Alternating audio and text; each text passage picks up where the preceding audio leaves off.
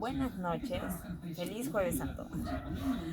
Estoy aquí para dejar constancia sobre un tema muy interesante llamado simbolismos del Espíritu Santo. Es un tema sobre el cual expuse hace unos días, y antes de que la información se deslice a través de mi memoria y caiga en el abismo del olvido, me gustaría dejar constancia de ella aquí para poder subirlo a mi blog y para que tal vez alguna otra persona pueda hacerle útil la información que reuní para esta exposición. Pero sobre todo deseo dejar esto aquí como un obsequio para el Espíritu Santo. Yo pienso que es algo que puede hacerle feliz, así que esto es para ti, Espíritu Santo. Por favor, guíame el día de hoy. Habla a través de mí. Empezaré con el tema, los símbolos del Espíritu Santo, simbolismo del Espíritu Santo. En primer lugar, ¿qué es un símbolo? Según la Real Academia Española, y cito, un símbolo es un elemento u objeto material que por convención o asociación se considera representativo de una entidad, de una idea, de cierta condición, etc. En el sentido etimológico, la palabra símbolo viene del latín symbolum, que a su vez desciende del griego symbolon, que significa signo. Ahora bien, nosotros usamos un signo o un símbolo para poder comunicar lo que es una idea que tal vez resulte demasiado compleja o demasiado amplia como para poder comunicarla de manera literal. Cuando una idea así, o sea lo que sea esa idea, viene a nosotros, nos encontramos ante la necesidad de encontrar nuevas formas de expresarnos. Por ejemplo, si yo quiero decir qué es el amor, es un tema demasiado amplio como para poder... ¿Quién puede definir el amor? Es algo demasiado amplio y demasiado vasto como para encapsular en tan solo un concepto. Ahora bien, yo puedo decir el amor es como el mar, o el amor es el mar, para referirme a que el amor es amplio, para referirme a que el amor es profundo, que el amor es incontrolable, no lo sé. Pero cuando yo te digo el amor es el mar, tú entiendes ciertas características del amor sin necesidad de que yo te diga específicamente qué es el amor. No te voy a decir qué es el amor con una fórmula muy sencilla, pero al menos puedes comprender a qué me estoy refiriendo gracias a este simbolismo.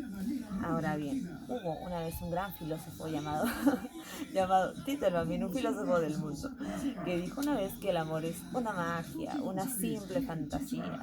Lo que él intentaba comunicar con esta expresión, con este simbolismo, es que el amor es misterioso, que es inexplicable.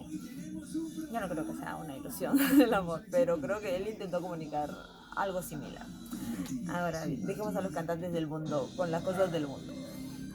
Antes de entrar de lleno en lo que es los simbolismos del Espíritu Santo, o al menos los principales símbolos del Espíritu Santo, me gustaría hacer un ejercicio mental y brevemente dar algunos ejemplos de símbolos. Por ejemplo, si yo digo amistad y digo el sol, estoy usando este símbolo para expresar la idea de que la amistad es cálida. Un buen amigo puede llenarte de energía, puede fortalecerte si te da palabras de aliento. Es como el sol, la amistad, en realidad. Puede iluminar tu día por completo, contar con un buen amigo en una temporada gris. Ahora, si yo digo Jesucristo y luego digo León de Judá, el león es un símbolo de Jesucristo porque es una imagen asociada a la realeza en cuanto a los animales.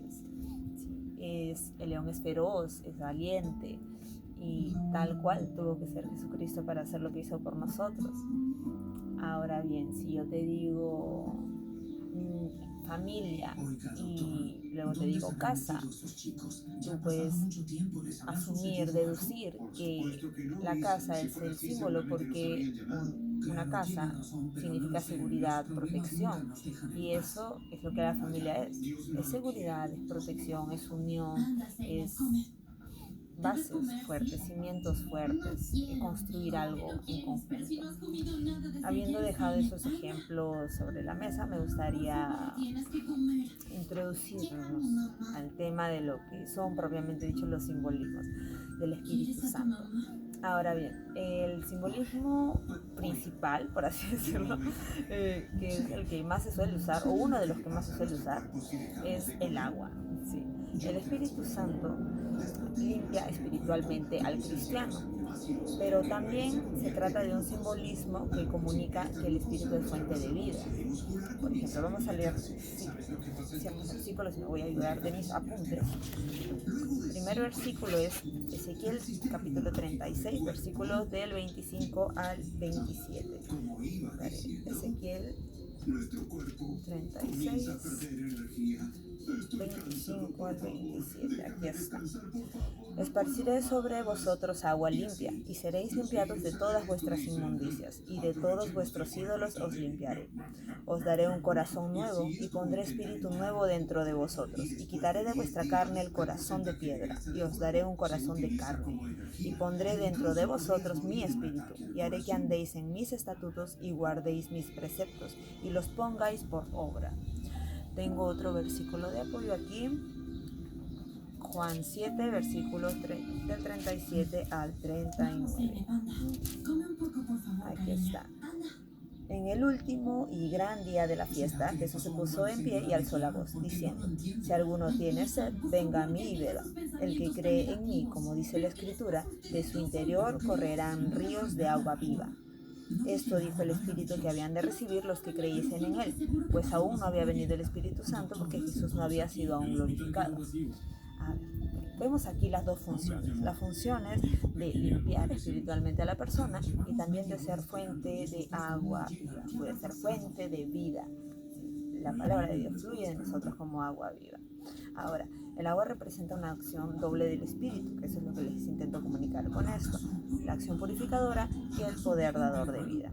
También les voy a compartir un par de cosas muy interesantes sobre el agua. Ustedes saben, nuestros cuerpos están diseñados de una manera que pueden sobrevivir entre 40 a 60 días sin comida, pero solamente unos de 3 a 7 días sin agua.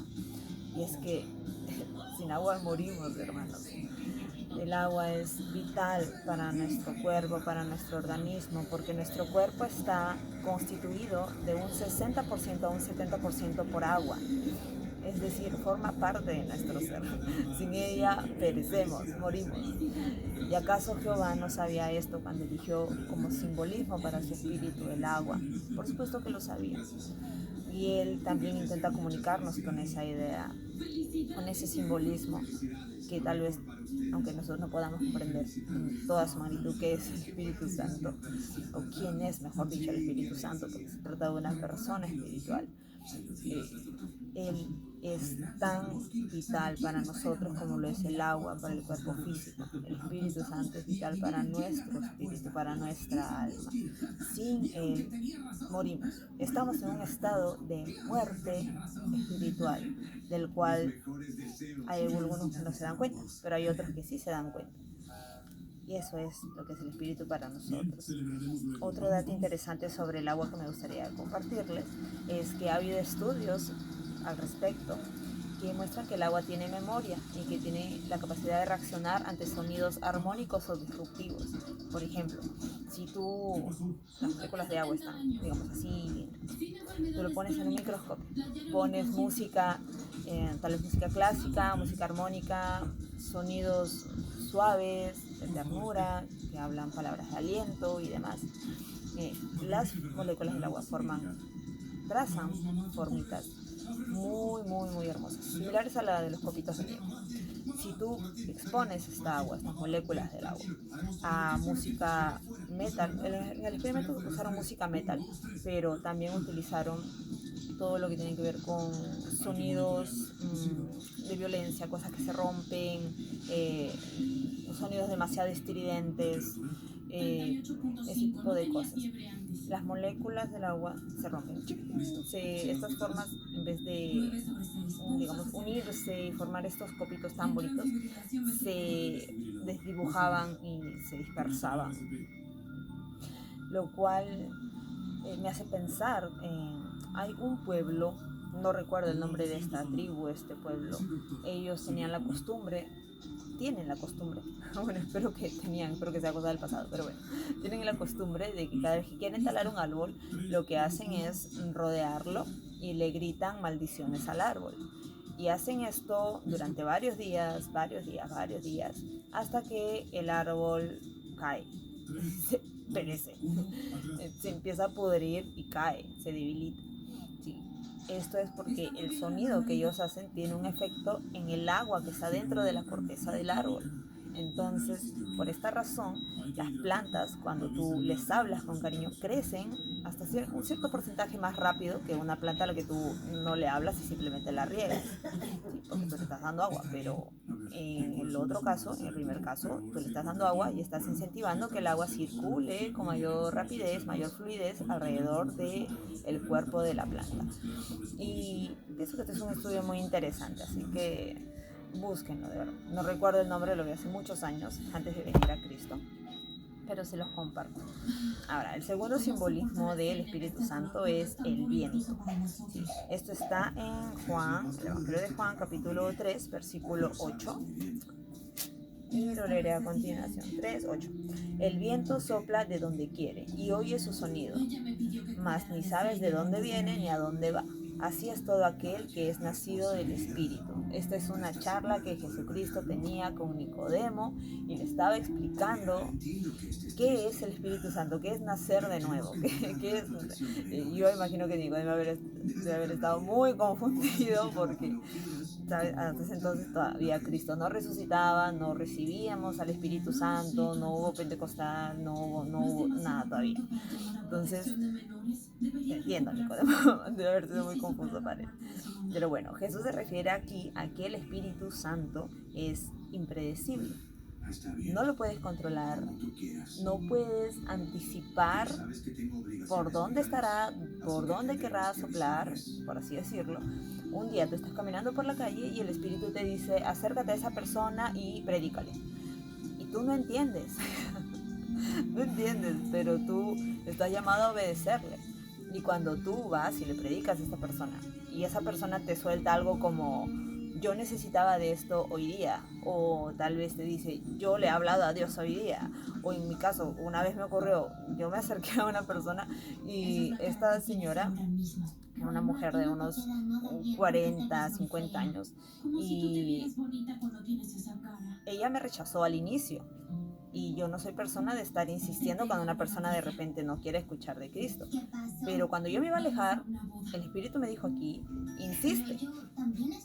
Y yo estaba como que, pero Espíritu Santo, ¿cómo? Pero él decía, insiste. Entonces yo fui y le volví a insistir y me volvió a rechazar. Y de nuevo el Espíritu me dijo, insiste. Fue muy extraño.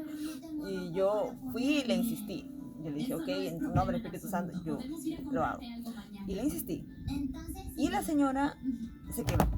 Empezó a hablarme de muchas cosas y tuvimos una charla ahí que terminó prolongándose. Me habló de un tema delicado de su vida, oramos juntas y resulta que esa persona era creyente pero se estaba distanciando de Dios porque estaba atravesando problemas. Entonces fue un tiempo muy bonito y era una persona que realmente necesitaba de la palabra que le estaba llevando. Y así es el Espíritu. Tú no sabes cuáles son los pensamientos del Espíritu. ¿Por qué te manda a hacer cosas? El Espíritu es como el viento. Tú no puedes ver ni de dónde vienen sus motivaciones ni a dónde van. Pero una vez que tú te dejas guiar por él, créeme que tú vas a sorprenderte con muchas cosas. Así que así es mi mejor amigo el Espíritu Santo. Es como el viento. Ahora, adivinemos. Nosotros sabemos que sin oxígeno perecemos. Lo que no muchas personas saben es que las ráfagas de viento también en su ausencia pueden generar la desaparición de muchas especies animales y de plantas, porque las ráfagas de viento forman una parte esencial del ciclo vital de la naturaleza. son necesarias para que muchas especies sobrevivan, para que existan. De igual forma el Espíritu Santo es vital, absolutamente vital, tal como el agua. Sí, por eso son símbolos tan hermosos que el Señor ha elegido para definir o tratar de comunicar la idea de su Espíritu Santo a personas como nosotros, que no tenemos entendimiento, porque nosotros nos lo tienen que decir muy con manzanitas, no tienen que explicar las cosas. Ahora bien, el viento sostiene el 4% de la energía mundial, la energía eólica. Dicho en porcentaje suena como algo muy pequeño, pero si tú supieras que el 4% del mundo puede equivaler a millones de familias, millones de personas, el panorama cambia. Ahora, el viento tiene que ver mucho con los tornados, los huracanes, porque empiezan por las ráfagas de viento. Y nosotros podemos decir, wow, los huracanes, los tornados generan tanta destrucción, son tan poderosos que pueden destruir ciudades enteras. Y así de poderoso es el Espíritu Santo también.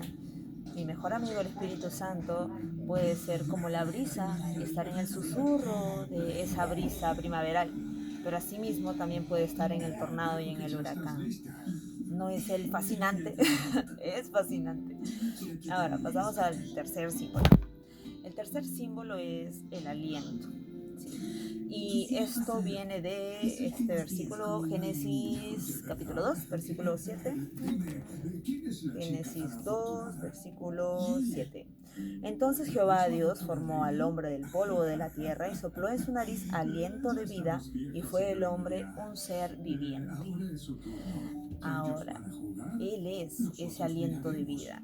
Y Job también lo menciona, de hecho está en el capítulo 33, versículo 4 de Job.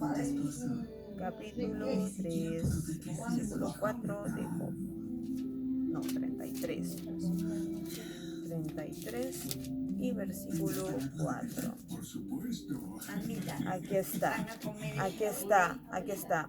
Aquí está, el Espíritu de Dios me hizo y el soplo del Omnipotente me dio vida.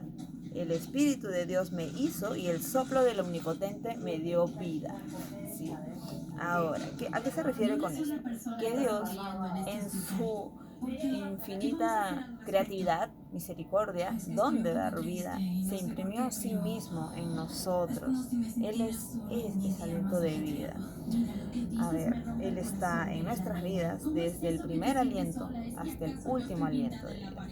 Y es algo fascinante porque de hecho el otro día estaba investigando al respecto y leí que el primer aliento de vida de un bebé es una cosa maravillosa. En el transcurso de unos 10 segundos, el bebé, los pulmones del bebé, que están llenos de este líquido, que están llenos de agua, deben expulsar, digamos, toda esta agua, vaciarse por completo y empezar a cumplir las funciones de un pulmón, porque el bebé hasta ese entonces estaba pues alimentándose o recibiendo oxígeno a través del cordón umbilical.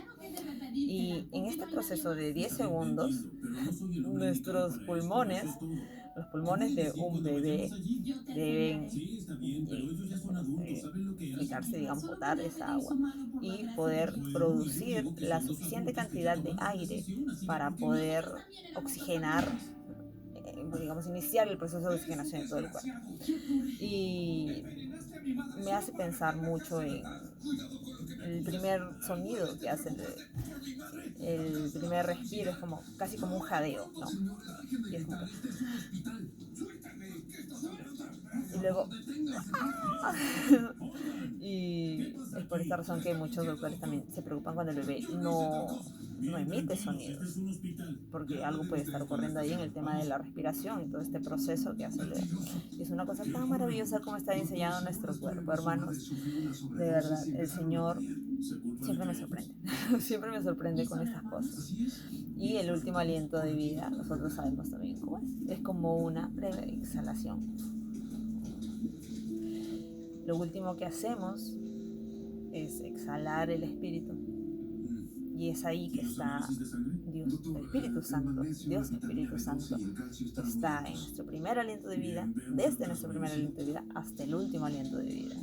Ahora les voy a compartir algo interesantísimo, que es que el nombre, digamos, el nombre de Dios en el idioma original, en el hebreo, tiene un sonido de pronunciación un tanto particular.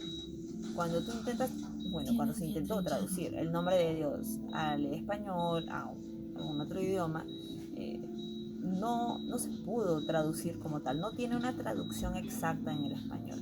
Cuando se intenta traducir, tú tienes las siguientes no son ni vocales, las siguientes consonantes, la Y, H, la V, o en algunos casos le ponen W, y la H, porque el sonido consonántico suena un poco similar a eso. Pero como tú pronuncias eso, no tiene una pronunciación como tal. De ahí viene de hecho la palabra Yahvé y el Jehová. O sea, como que nacen de este nombre que está compuesto por 4 letras que no puedes pronunciar, es impronunciable, porque de hecho en el original el nombre de Dios suena como una respiración, como una exhalación, algo como que no tengo idea de si lo estoy reproduciendo bien, pero dicen que es como una respiración, bueno, al menos en los textos que lo leí.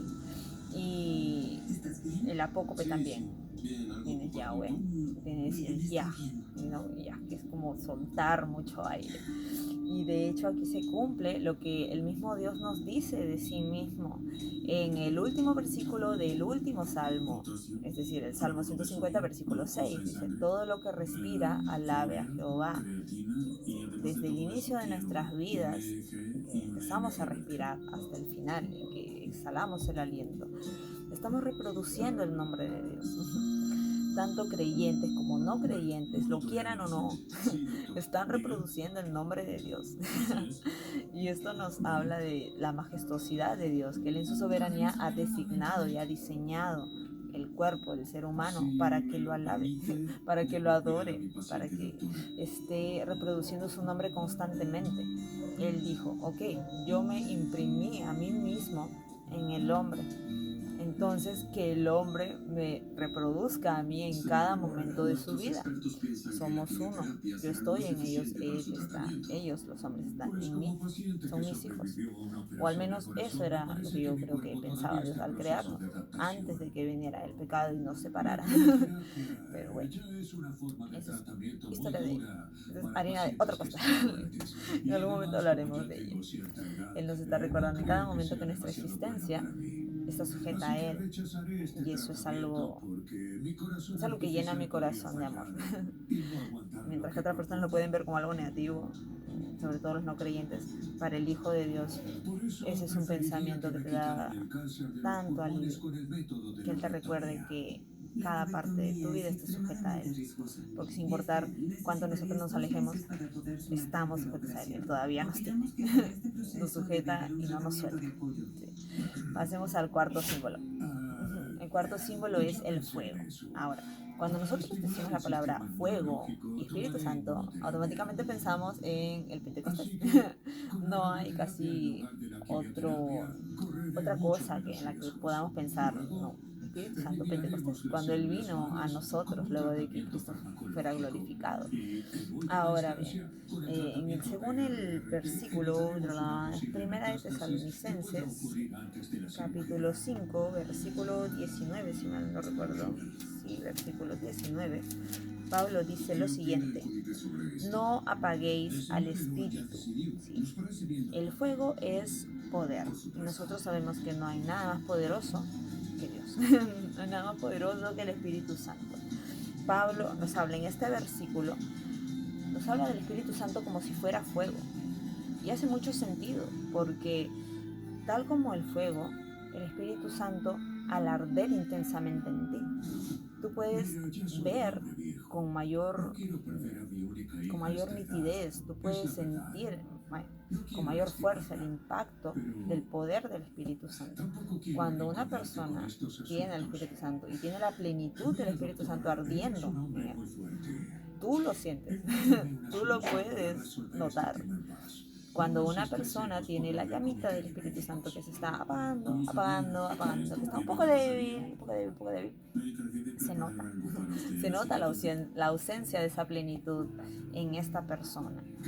Ahora, el fuego puede ser poderoso, puede crear grandes llamaradas, puede ser muy vistoso, muy carismático, pero al mismo tiempo también se puede apagar ante cualquier descuido. Y así, de la nada, viene una ráfaga de viento y ¡pum!, se apagó.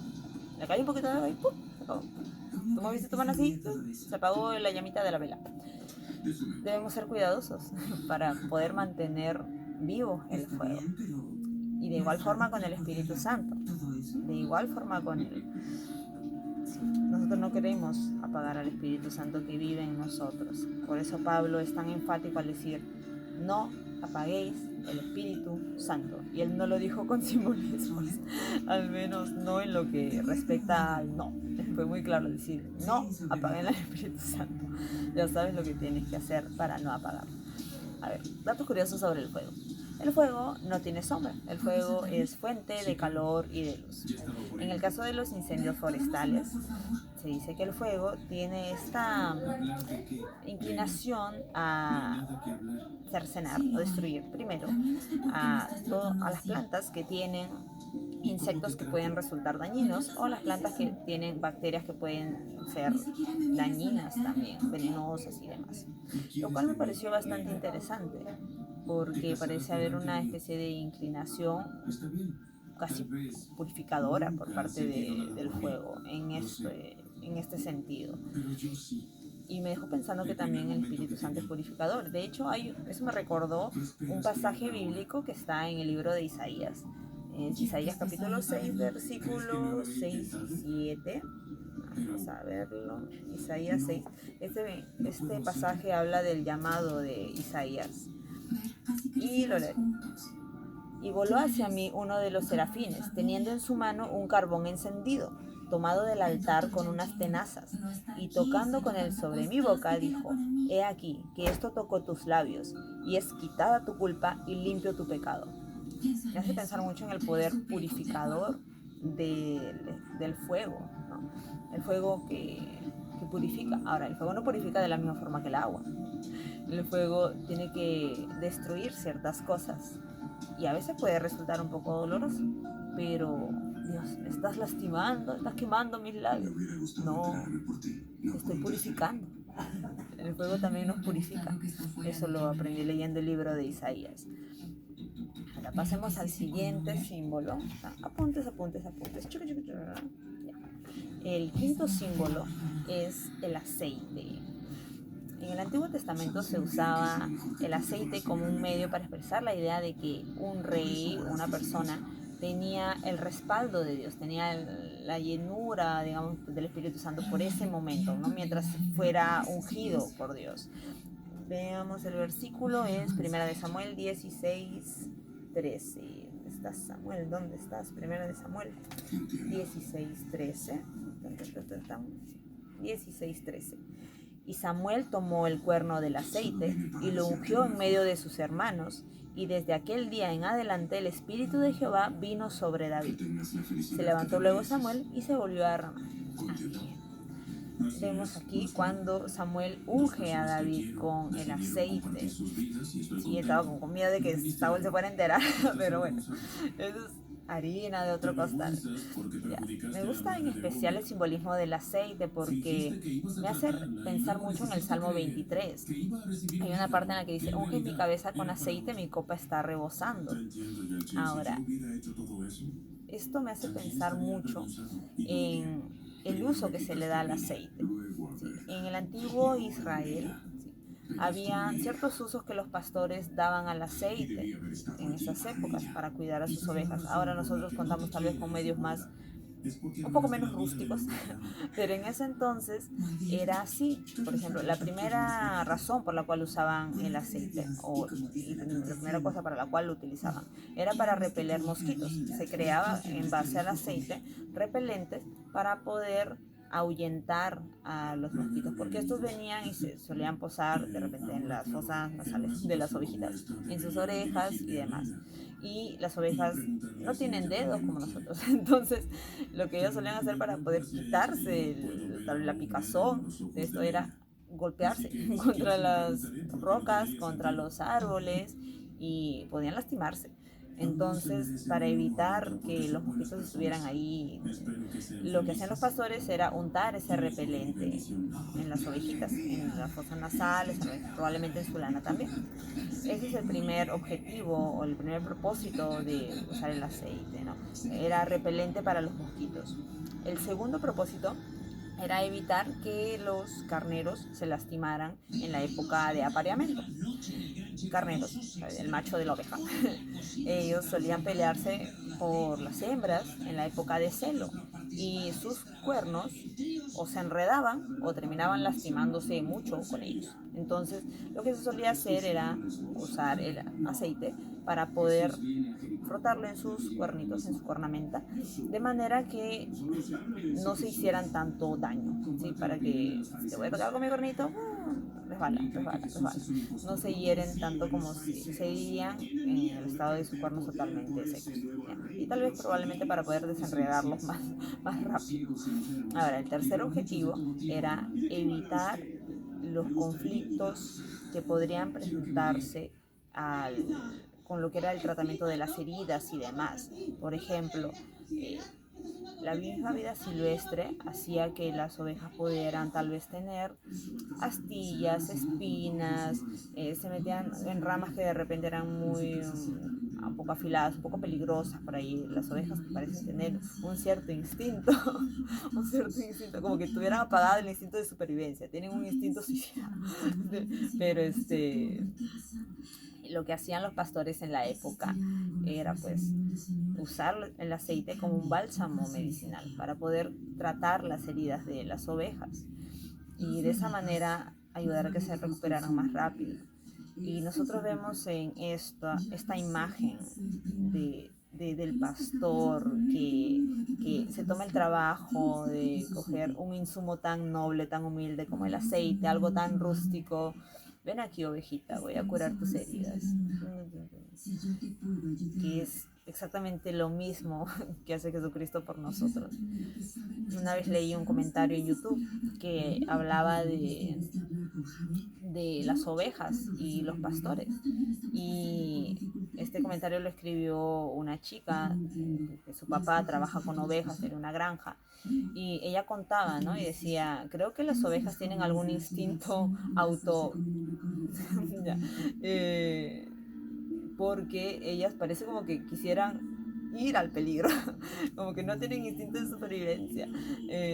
Van por ahí, se meten por entre los arbustos, caminan por los acantilados y demás, y es o sea, realmente tienes que estar muy pendiente de ellas, de que no se vayan por ahí, de que no se escapen, y eso me hace recordar con mucho amor el hecho de que Jesús eligiera este simbolismo, el del pastor, ¿no? Nosotros las ovejas, porque realmente somos como ovejas, corremos a ellas del peligro, aún sabiendo que es algo malo. Al menos las ovejas no son tan inteligentes, entre comillas. No es que nosotros seamos súper inteligentes tampoco, a veces somos tan inteligentes como ovejas. Pero bueno, las ovejitas al menos son más dóciles que nosotros. Y el pastor dijo que las ovejas que son suyas oyen su nombre y llegan por su voz. Pero bueno, volviendo al aceite, este insumo que es tan noble, tan humilde como lo mencionaba, este insumo que es tan rústico, Jehová lo eligió para poder crear el aceite de unción para su templo, para sacerdotes, para reyes. Y no es así el que siempre elige cosas tan humildes, cosas tan sencillas para poder engrandecerlas. Sí, así es Él. Así es Dios. Y bueno, es un símbolo muy hermoso, el aceite. Pasamos al sexto símbolo, que es el penúltimo. Es el símbolo de la paloma. ¿Sí? Vamos a leer Mateo 3:16. Mateo, aquí está el Evangelio de Mateo. Mateo 3:16 dice: Y Jesús, después de que fue bautizado, subió luego del agua, y he aquí los cielos le fueron abiertos, y vio al Espíritu de Dios que descendía como paloma y venía sobre él. Aquí vemos que el Espíritu Santo toma forma de paloma, ¿sí? Y es muy curioso porque este símbolo nos expresa la idea de pureza, de inocencia. Hay un versículo, no recuerdo en qué parte, en qué versículo es como tal, pero es cuando Jesucristo envía a sus apóstoles de dos en dos a predicar.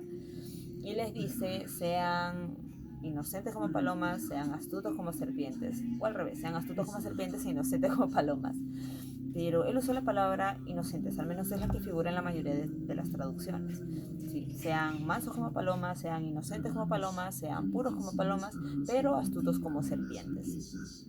Y este simbolismo nos habla de las cosas que debemos tal vez cultivar, ¿no?, en nuestra vida como creyentes. Debemos buscar ser como Cristo, como el Espíritu Santo, ser puros, ser un poco más tiernos, ser inocentes en cuanto a la maldad, ¿sí? No inocentes en cuanto a madurar, sino, y esa aclaración la hizo Pablo en algún momento, sean inocentes en cuanto a la maldad, no sean inocentes en cuanto a madurar. No recuerdo el versículo, fue en una de sus cartas paulinas. Ahora, otro detalle que me llamó mucho la atención sobre las palomas es que ellas pueden usar realmente, tienen una inventiva fascinante. Ellas pueden usar cualquier objeto que tengan enfrente para poder construir su nido, desde clips hasta huesos de otras palomas. Yo cuando leí eso me quedé como, what? Hasta huesos de otras palomas, no sé, tan tétrico, pero sí, también los utilizan para crear sus nidos. Y son muy diligentes en cuanto a crear sus nidos, porque a fin de cuentas van a ser el lugar, va a ser su hogar, de la misma paloma y de sus huevos, de sus crías. Y acá está el Espíritu Santo, no es así, que igual como las palomas no rechaza ningún instrumento, cualquier instrumento, sea lo más pequeño, lo más grande, la persona más pequeña, la persona más grande, cualquier tipo de instrumento el Espíritu Santo puede utilizar para tomar como casa. Cualquier persona él puede utilizar para morar en esa persona, para tomarla como su templo. Él no hace acepción de herramientas ni de instrumentos, porque él tiene una inventiva ilimitada. Es el más creativo. Creó el libro más fabuloso de todos los tiempos. Es un conjunto de libros, de hecho. Creó la historia más genial de todos los tiempos. Pero bueno, ahí vemos otra similitud entre el Espíritu Santo y las palomas. ¿Sí? No hacen acepción de instrumentos. El último símbolo es el del árbol frutal.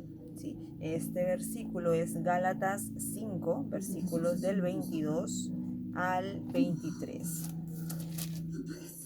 Habla de los frutos del Espíritu Santo. Dice, mas el fruto del Espíritu es amor, gozo, paz, paciencia, benignidad, bondad, fe, mansedumbre, templanza. Contra tales cosas no hay ley. ¿Quién te va a castigar si muestras esos frutos? Dios no. Y eso es todo lo que nos importa saber. Esos son los frutos del Espíritu Santo y sabemos que no puede haber frutos sin un árbol.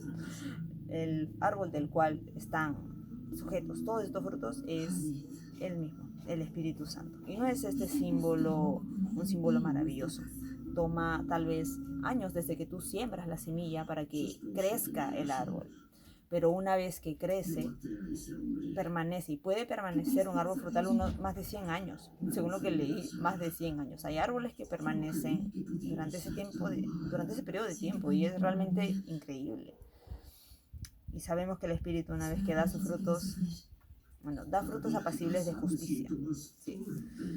Ahora bien, hay tres formas, tres cuidados, tres tipos de cuidados que se le deben brindar a